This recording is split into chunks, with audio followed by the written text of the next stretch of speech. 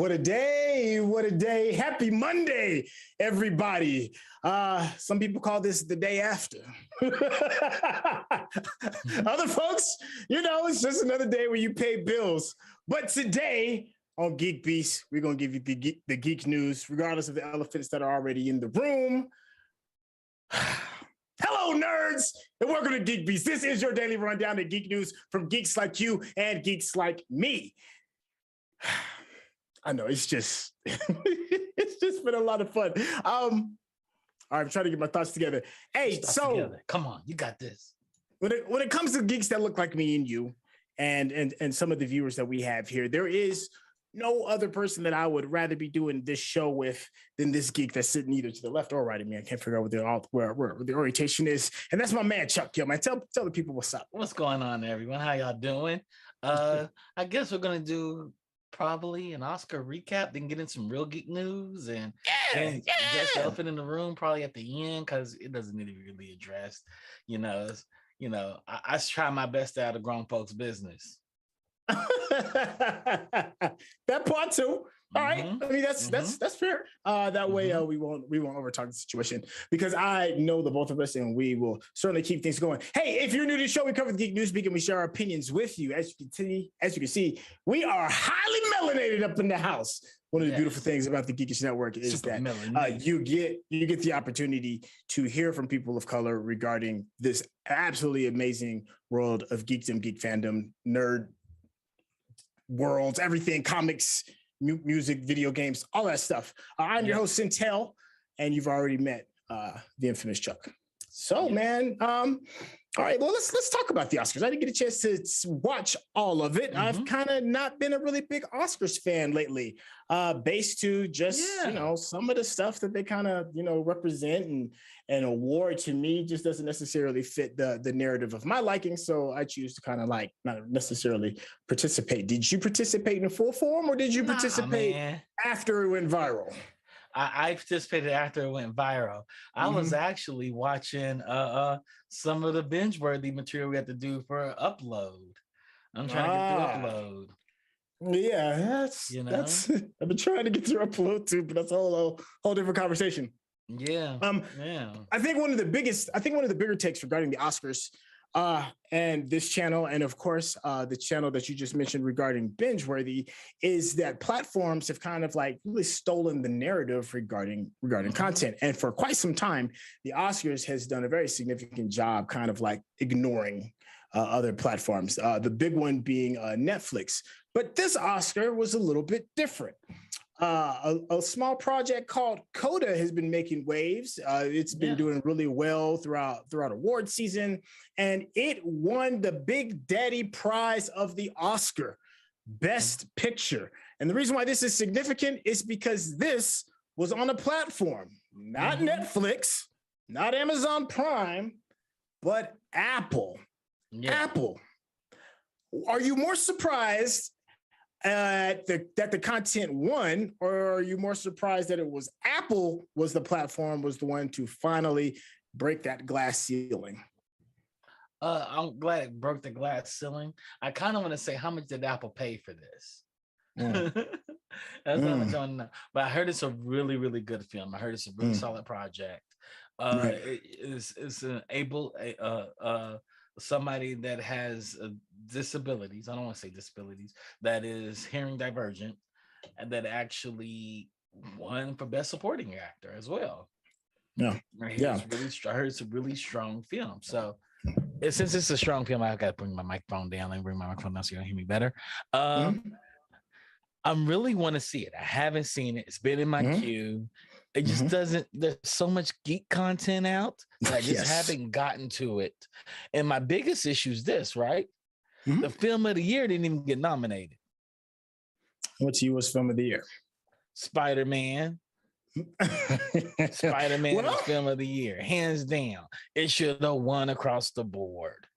Well, the Oscars did prepare an additional type of, not necessarily an award where you get a statue, but a bit of a hat tip towards films that people like yourself believe deserve more Oscar attention. And that award was, I believe it was called the Fan Sweep Oscar Award. I think that's what it was. And they set up voting on Twitter of all places to allow the fans to decide who they believe is going to is the best picture. And here's the thing that's surprising. You mentioned the highest grossing film of 2022. One of the pivotal reasons why movie going is still in business due to the superhero craze that has lifted the cinematic experience.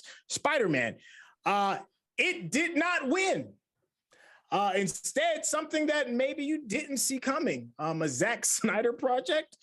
Army of the Dead was the winner of the Oscar Fan Favorite Award, ladies and gentlemen. See, this is how I notice all this is BS, right? Let's talk about that, right? Army of the Dead wasn't that good of a film. It was It was a hot I mean, and Spider-Man No Way Home was technically film of the year. It had all the pieces of making a great film, plus it had the multiverse all in one film.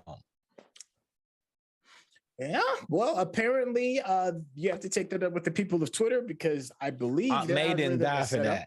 Marissa Tomei did not die for not getting film of the year. That beautiful woman died in the film. They deserve film of the year. Now, let's be clear. Now, Snyder did not win a statue for the award. It's just merely a poll. All right. So unlike the scrapped most popular film category, the fan favorite award is not decided by Academy votes, but by Twitter users. So still, it was planned to be announced in the air, which sparked some outrage considering a selection of craft awards were shelved from the broadcast. Additionally, the fact that many of the top 10 lists came from highly organized fan campaigns has also sparked some discussion about the category. So the win means Snyder is 2 for 2 at the 2022 ceremonies. That's a lot of twos. I feel like the Jay-Z song, 22 twos. Anyways, along with the fan favorite award, Zack Snyder's Justice League was also voted as having the most cheer-worthy moment in movie history. It's kind of unclear, but people on Twitter love the scene where the Flash entered Speed Force, apparently. I mean, that was a really good scene, though. It was, but it didn't beat any of the scenes in Spider-Man. Spider-Man No Way Home deserved the win. I agree with you. I do believe that for a popular film, I don't understand how it doesn't win because it brought in the most money. It's a top 5 of all time. I think it's a top 5 grossing of all time, right? It's in the top 5. It should have been 2 films fighting neck and neck for all the awards. Spider-Man and Doom. And Doom's just a fantasy film in the future. It's basically a better version of Tolkien, futuristic with war in it actually, and Spider-Man. That should have been the 2 films. They cheating the nerds, man. They cheating the geeks, man. They cheating the geeks. It's the geek age. Hollywood better catch up, or they're gonna be left behind.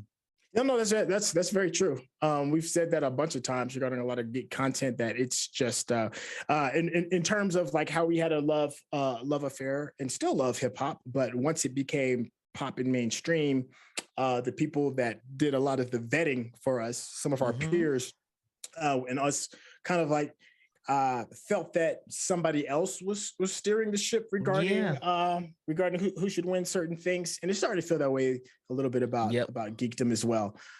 So Army of the Dead. I'm scratching my head. Yeah. I personally wouldn't have voted for Spider-Man, even though it should have won. I will admit that I think it should have won just for the numbers alone. But for me, it was Dune. Dune had it had amazing, mind-blowing direction. The sound design was amazing. The special effects was amazing. The sets were amazing. The costume design was mind-blowing. All the actors showed up. It was just insane how good it was at every level. I believe that. But, I believe that. I mean, but still, I'm going to say it again. Yeah. Spider-Man and Dune, it should have been just those 2. And Dune, I could see winning everything, right? I could see Dune just sweeping the whole entire Oscars, right? It's epic and whatnot. But Spider-Man made you feel a certain type of way when you walked out. You didn't feel that way when you walked out of Dune. Maybe. I don't want to argue against it because I think it did deserve it. I think it is the most popular film. Oh yeah. I mean, it's a marvel. It's a marvel. Like how I did that. Like how I did that. Yeah. I saw what you did. It's a marvel of a film, but it's not a Marvel film. All right, so let's go over some of the bigger names real quick. We're gonna go through all the winners. We're just gonna do something really quick. So best director, so Jane Champion won for The Power of the Dog. Best lead actor. I don't even know what that movie is. What's that movie? Does anybody know what that movie is? It's a cowboy movie, I believe. It's a cowboy movie. Oh, that's even worse. I mean, we know how the Oscars feel about, certain type of genres and period piece films. Yeah, so we know. Definitely gonna get. I don't want to trash it because I've never seen it. Okay, so keep going. There's that. Western drama. There's a best lead actor, which Will Smith won. We'll come back to that. Best lead actress, Jessica Chastain for The Eyes of Tammy Faye, which that actually looks. That actually looks good. Yeah, it looks a little interesting. I can get that. Best supporting actor was Troy Kotsur for Coda, which was the film that we mentioned earlier regarding on the Apple platform that won Best Picture. Best supporting actress was Ariana DeBose for West Side Story. Let's see. For me, I'm going to go ahead and talk about screenplay. Coda won for that. Best original screenplay was Belfast. Cinematography for Dune. An animated feature. I know we're not supposed to talk about Bruno, but Bruno showed up with the rest of his family, and El Canto took it. Let's do since this is a little bit let's talk about that category. Best animated. Right. I was just about to say. So here are the nominees. Outside of Encanto, the winner, there was Flea, there was Luca, The Mitchells versus the Machines, and Raya and the Last Dragon. How are we feeling about that setup? Well, see, that's tough, right? Because technically, Disney, a company that I work for, has 3 films in that category. Okay. 3 of them. 3 of the 5, which is interesting. Like they're pumping that much animation out in the course of a year. The Mitchells versus the Machines. So good. I thought it was amazing. So good. Yes. But I want to know one thing. Why isn't something like Dragon Slayer, the animated film, in this? Because that was made from people over there. That's why. That's people over there used to get nominated in animated feature films and short films. Like they used to nominate French films and German animation. Used to fall in this category. And you look at it now, it's definitely Western heavy. Yes, I agree with you completely.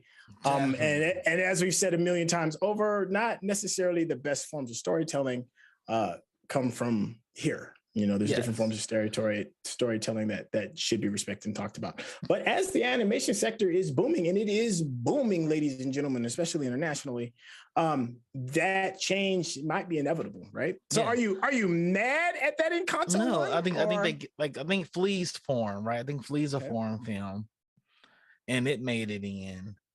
And I'm thinking to myself, like, there's so many good animated films. The Annie's prove there's a lot of great animation out there.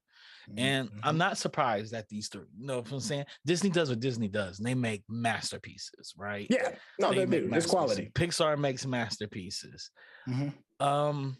The Mitchells versus the Machines was my favorite of all. It was low key so good. So good. So good. Yeah. It just spoke to me. It spoke to me like very few films do. And I think Encanto, I love Encanto. I did love Encanto, but it wasn't the Mitchells versus the Machines. No. Well, and there's also a little bit, not a little bit. There's some decent diversity in some of the selections. Raya and the Last Dragon. It has some diversity in it. Luca has some diversity in it. Encanto certainly does as well.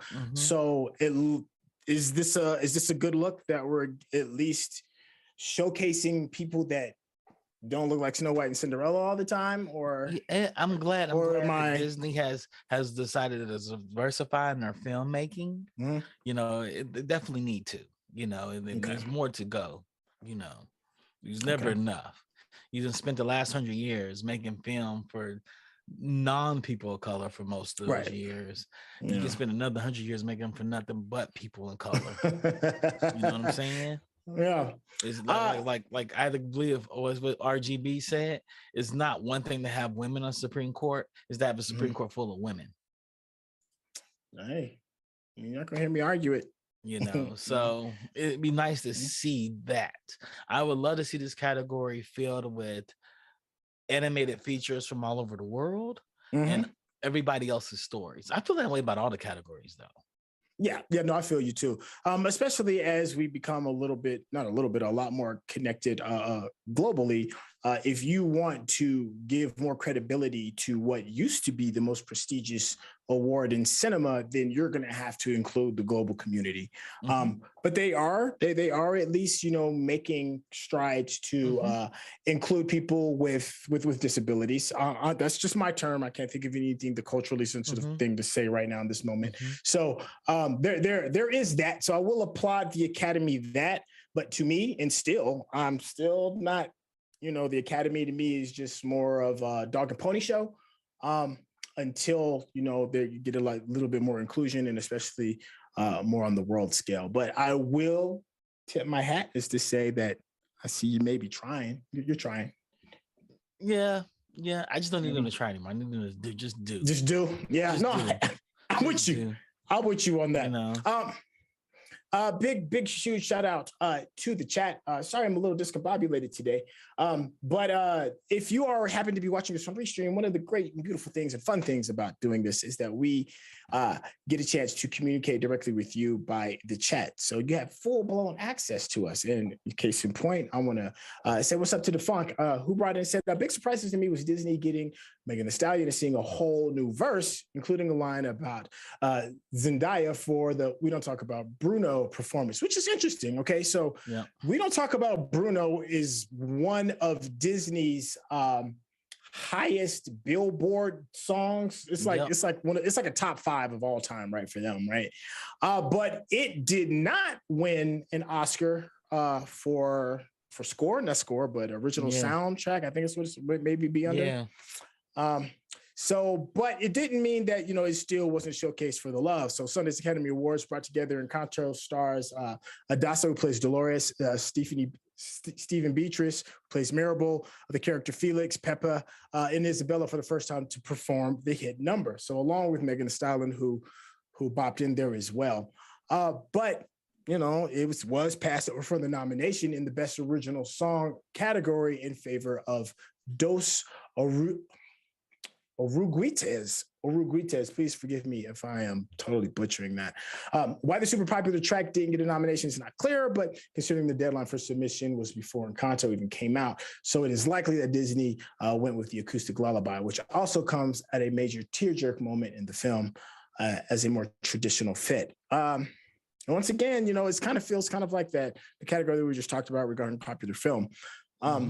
If there's anything that defines the best animated film, it's that song, man. So it just seems a little odd that it didn't get the no.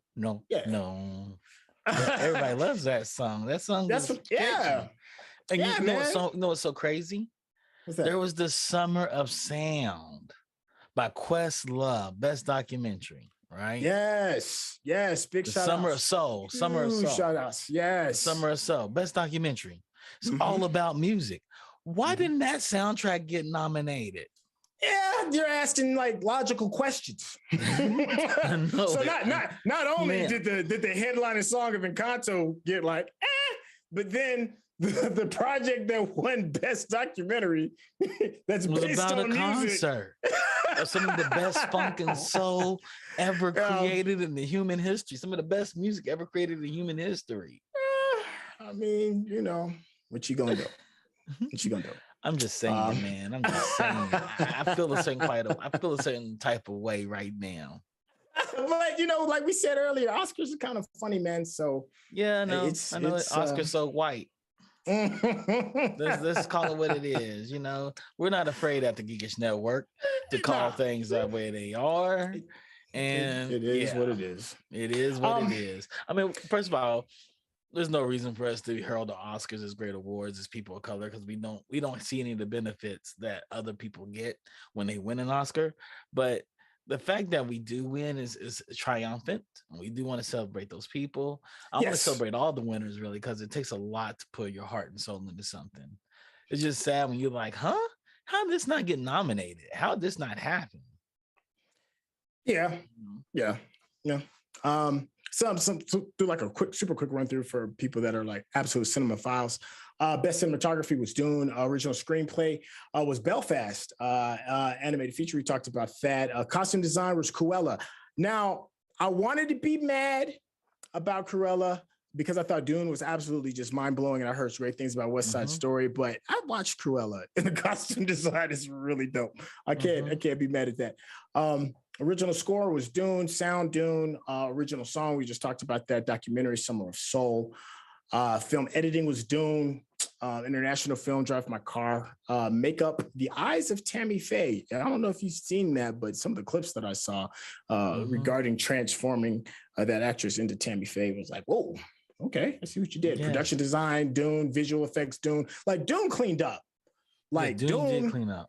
That's what I'm saying. Like technically, that's the thing when you're dealing with science fiction at the Oscars, right? Science fiction, they'll clean up when it comes to sound design, special effects, and all costumes and all of that. But for whatever reason, they don't want to give the respect to the storytelling, and they don't want to give the respect to the actors that are telling these stories. There is still a lot of bias. There's a bunch of snooty people at the top that make the decisions. They let us all vote, but they truly make the decision.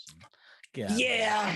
They feel that if something, to me, it feels like if something doesn't happen in some pre-Elizabethan era, it's not worthy of somebody taking notice. You see that with a lot of anything that's dealing with superhero narratives, science fiction, even if it's like really good horror as well. Like there are some well done projects that should be getting nods. Not everything has to be, some random period piece to say that it's worthy of an award.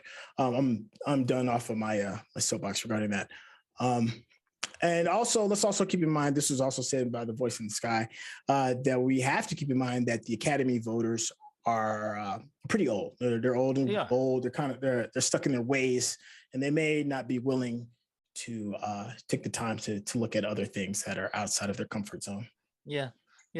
Let's hop off the Academy for a while. Let's hop off the Oscars for a while. Yeah. I think the next story is really, really cool too. Go for it. D&D's next book includes an adventure inspired by the Black experience in the American South. In the South? Is this a period South? Like, are we talking about Journeys to the Radiant Citadel? The next anthology of adventures for Dungeons and Dragons will be the first book written entirely by people of color in the nearly 50-year history of D&D. 16 writers gave their time and expertise to the Wizards of the Coast. Among them, the author-designer Aaron Roberts. Her adventure is called Written in Blood and will immerse players in a new location called God's Breath, the land inspired by her own family history. All right, I'm here for that. Me too. I'm here for that. Me too. Yeah, I'm here for that too. I'm mad they beat us to the punch though, because our D&D book has to be written. We're gonna dog all of them in the ground. Well, here's the thing: they ain't ready. This is just a warm up. This is the appetizers. About the Black experience is that there are numerous stories to tell regarding that and other experiences for people of color. So there's plenty of room in the D&D sandbox in order to create great, freestyle storytelling. I guess that's one way. Theater of the mind. I'm just happy that we got one that's making waves. Good. Good. Yeah. I've said this a million times as well before, man. Like, I'm curious, like, what would Dungeons and Dragons look like, with like South American lore? Yeah. Like, what does that look like? What does that look like if you're telling me to tell through the Maori Indians or the indigenous people or Aborigines, their storytelling in Australia? The entire continent of Africa has untold stories. Can you imagine that with D&D rules, D&D characters, creatures design, and all of that? And then, of course, I love my home. I live here in America, and there's plenty experiences of people of color. There's people here of Haitian descent, Dominican descent, Jamaican people that are here that bring all that storytelling over. So it's countless things that can be done on that platform. So I'm here for that. That's dope. That's super dope. I guess we got 5 minutes left. Oh, the elephant. You want to talk about the elephant? Or you can talk about the elephant? I mean, we can just add our 2 cents. Here's the thing, man. Regardless if it's uncomfortable or not, I mean, it is the I'm not most uncomfortable news. about it. I'm totally comfortable. It is the most news worthy thing right now that's making the headlines. I'll say that. There's nothing. Yes. Okay, so in case it's out doing was it Shanghai shut down? It's out headlining Shanghai shut down. I'm like, what? Well, fortunately for the audience, well, yeah, I heard.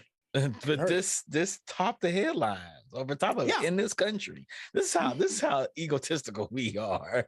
Yeah. No, I feel you on that.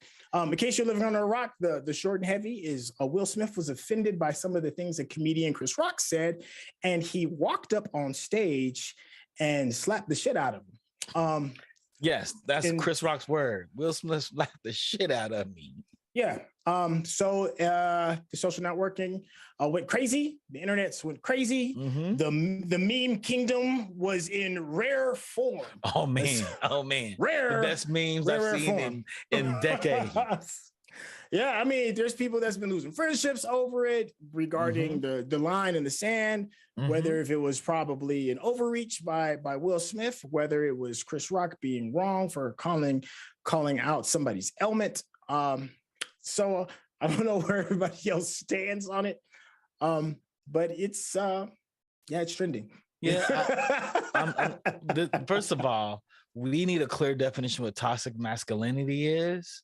And I've heard all kinds of scenarios. People like, that's just toxic masculinity, including a father fighting another man who assaults their daughter.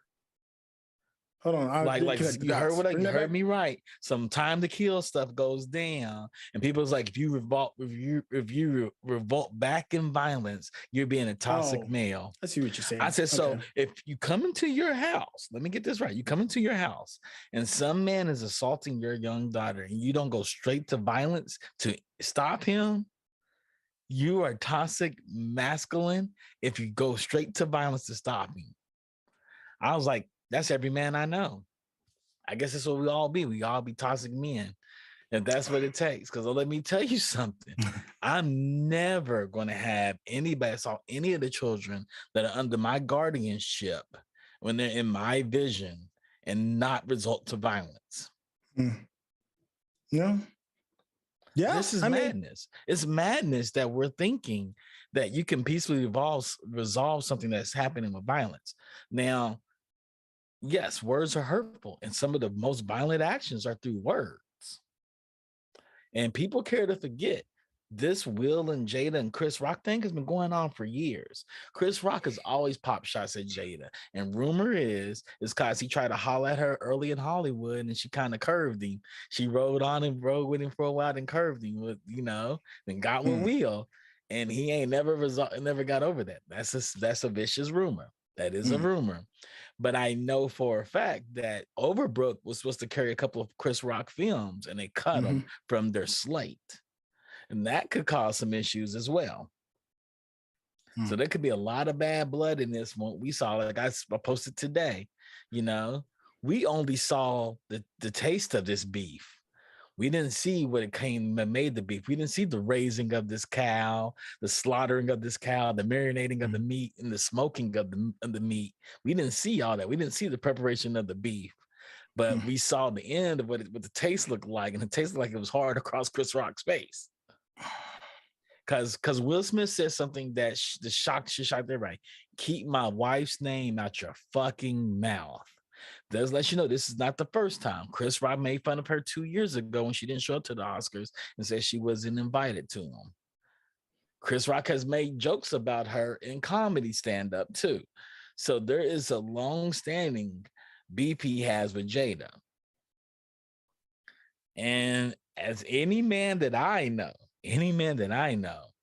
my wife has an illness and you are attacking her, and you're attacking part of her illness and bringing attention to it. When she showed up for me, I'm gonna have to whoop that ass.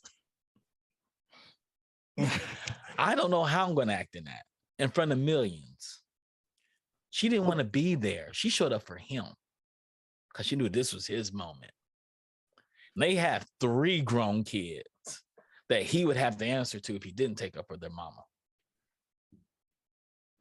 Yeah, and that's one of the things I think that's real interesting to me is the fact that in many circles, in many places, Will Smith is considered like the best of us. And I'm not saying us as in Black people. I'm just saying us as in people, as a human being, because he's done very well managing his temper. He's always preaching positivity. You know, he's really big about family. He's all big about bettering yourself. And this isn't like a rare thing. It's not like a one-off thing. He's been like this for like the past like decade at least. He's redefining himself, made public apologies for past things. Like he's like really high on that list of that's a good guy. That's a good dude. And he had a human moment. Whether it's right, whether it's wrong, he still had a human moment and he responded. And that, to me, I think is why it's jarring, because I promise you there wouldn't be as much shock if like Samuel L. Jackson went up there and slapped the shit out of somebody, because you'd be like, oh, Sam Jackson, he's been saying motherfucking this, that, and the third. You know, it's like, you know, par for the course or whatever it is. Don't get me wrong, it'd be some fuss, but it wouldn't be as jarring because of the image that Will Smith has projected. And I think that is one of the reasons why it has gained so much momentum, because if he is capable of that, then, you know, people that you may not necessarily hold at a high esteem on that level, you know, what are they capable of? Yes. Some people are willing to forgive. Some people aren't. Some people think he did the right thing. Some people think he overstepped. Yeah. But regardless of the fact, you don't really know somebody, right? You don't really know what somebody's going through. You don't know what's going on behind their eyes and what's going on in their head. And you got a chance to see a real moment. Yeah, and you said something people say did the right thing, some people say overstepped. Sometimes both of those things can be true. They can't all he overstepped and it was the right thing to do. Yeah. You know? And also there's a cultural disconnect because I grew up around, I've seen a lot of folks get smacked in their mouth for saying the wrong thing. But maybe that's, you know, that's just the space that I grew up in when I saw those kind of things, when people was, you know, cracking jokes and this, that, and the third. So I've seen a different kind of playground justice where there's other people who have never seen that before, you know, and to see it live to see it on the public stage, they have a difficult time processing it. So I can understand their shock. Yeah, we used to call it riding. We're riding somebody. Let me ride you into the ground. I was notoriously known to ride people into the ground. I crushed them. They wanted to fight. And my thing was like, you can't get mad. You can't get mad. You brought this on yourself. You know, I will speak over you like a million times and I could think quicker than you. So I'm going to come with it. And people always want to fight. And sometimes you got to fight. That's just what it is. You know, so Will's response, people's like, I would never do that. And I say, you don't have to turn around and look at your wife and see her almost in tears and disgusted and angry and mad at you because you kind of laugh because you did the Hollywood thing and try to laugh at the joke. And she didn't find any of it funny. She found it insulting and attacking. Right? And that got broadcasted on TV. And who knows what transpired in those 10 seconds of them looking at each other. And I tell everybody, any man in love would kill and die for it too. I feel you, but we come from a different space and a different experience, because I've seen far worse situations, far worse outcome over overstepping and addressing somebody's not even girlfriend. Wife, girlfriend, yeah. I mean, so to me, I was like, well, I mean, he took an open hand. I've seen people get their teeth knocked out over stuff like that. But that's my experience from the cultural disconnect that I've seen, you know. So I don't think that's a cultural disconnect. I've seen people of all colors. When you talk about somebody's wife and children, my dad said, you talk about anybody's wife and children, that's like talking about them. And anything's liable to happen with that. It's worse. Because a lot of people love their children and their spouse more than they love themselves.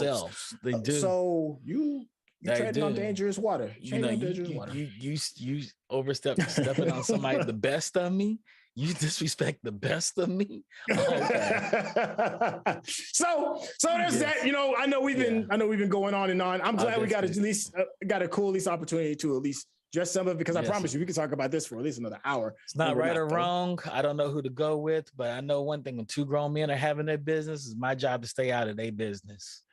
Yeah, I mean, I'm not saying it's right or wrong. I'm just saying I get it. I get it. I understand. I will say that I get it. And I get people say not to do it. I get that too.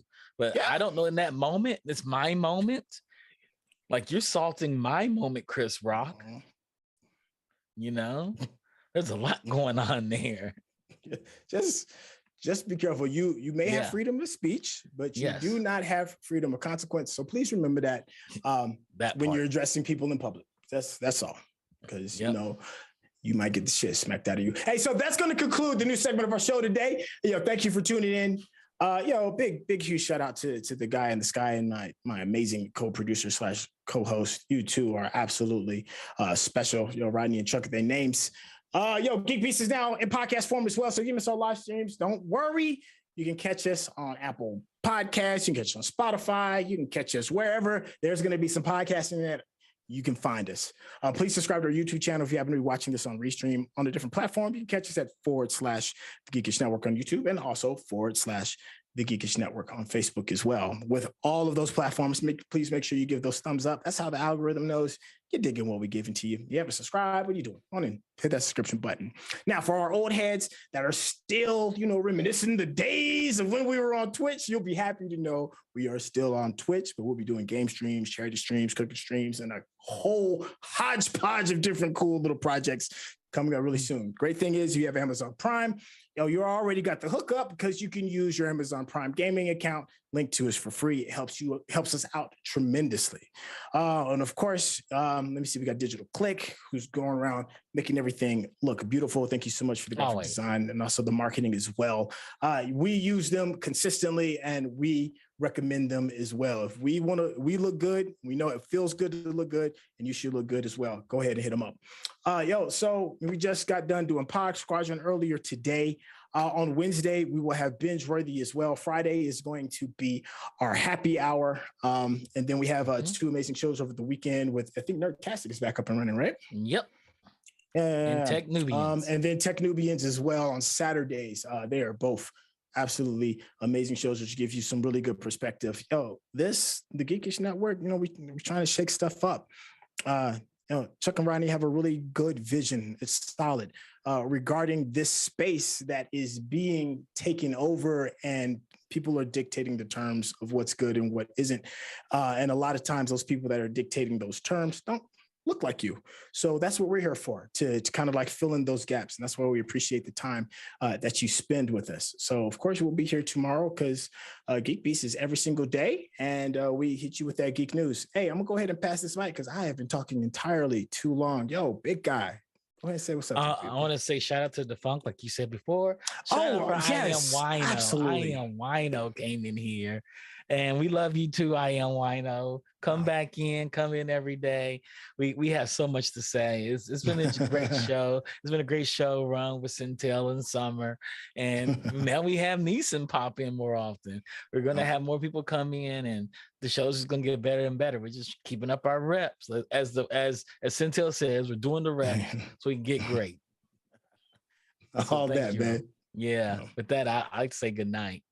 Yeah, good night. God bless. Love y'all. Peace.